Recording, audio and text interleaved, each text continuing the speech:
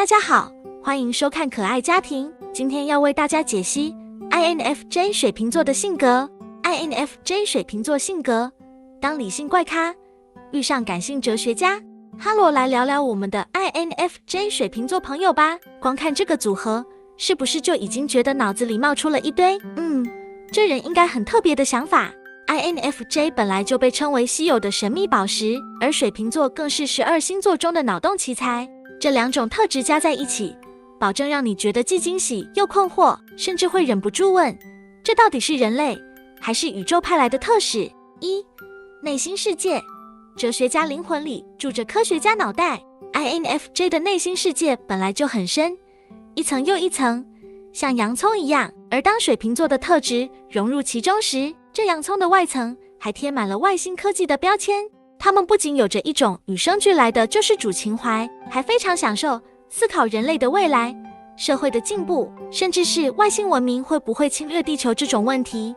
水瓶座天生爱创新， INFJ 则爱分析和计划，这使得 INFJ 水瓶座的人经常对自己说：我是不是可以用我的创意来拯救世界？他们可能会有以下的奇怪内心独白：环保议题好重要，我是不是该设计个永动机来解决能源危机？人类的情感是不是也可以用数据来分析？怎么大家都不懂我说的话？我需要更有趣的方式来教育这个世界。翻译一下，他们是那种白天满脑子哲学和社会理想，晚上却对着星空发呆，想象自己是外星人的人。他们的内心旁是一场永不停止的 TED Talk， 内容涵盖心理学、天文学，甚至灵性课题，深到让人想偷看他们的笔记本。人际关系。友善又孤僻的社交矛盾体。 INFJ 水瓶座的人与人相处时，会让你有一种好像很近，但其实好远的感觉。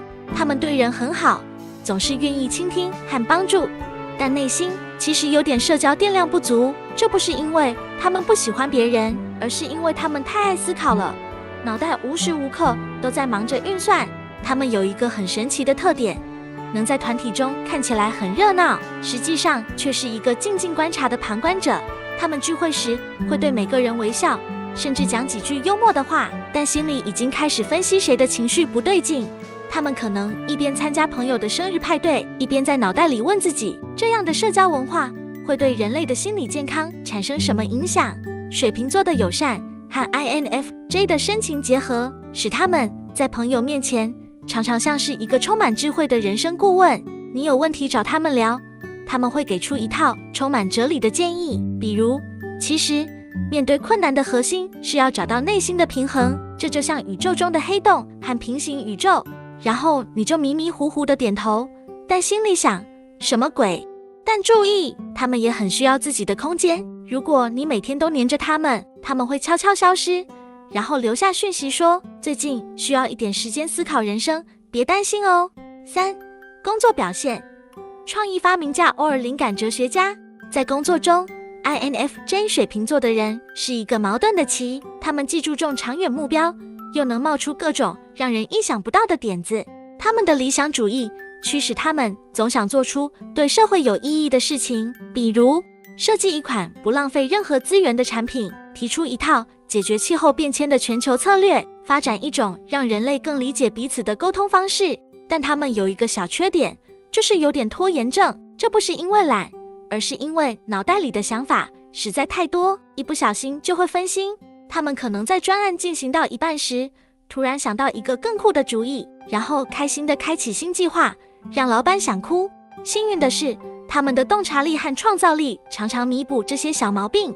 他们可以在短时间内爆发出惊人的效率，把事情做到完美，然后一脸淡定地告诉大家，其实这只是我的初步想法啦。爱情模式。理性与浪漫的奇妙平衡，这才是重头戏吧。来说说 INFJ 水瓶座的恋爱观。他们对爱情的态度是既理性又浪漫，听起来很矛盾，但他们就是能把这两者融合得天衣无缝。他们相信爱情是一种灵魂的契合，所以在选择伴侣时，他们不会被外表或表面的行为打动。他们需要的是那种可以和他们讨论宇宙、未来，甚至人生意义的人。如果你能理解他们的深度思考，那么恭喜你，他们可能会偷偷把你列入潜在对象清单。但要注意几点：一，他们需要时间测试彼此的灵魂契合度，他们会默默观察你，试探你的价值观，甚至是你对猫狗的态度，因为这些细节能反映你的内心世界。二，他们不喜欢被压迫，水瓶座的自由灵魂让他们需要空间，如果你逼他们天天报备行程，他们可能会直接断线。三，他们在爱情里有点害羞，但很专一，一旦确认关系，他们会全心投入，给你满满的温暖与支持，尽管表面看起来有点冷静，但其实内心是火热的。总的来说， INFJ 水瓶座矛盾却迷人的灵魂。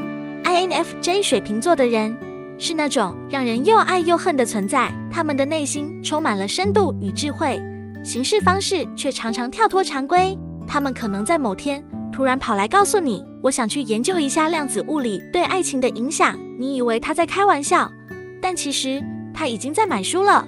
虽然他们有时让人摸不着头脑，但不可否认，他们的独特性和善良的心让人无法不喜欢。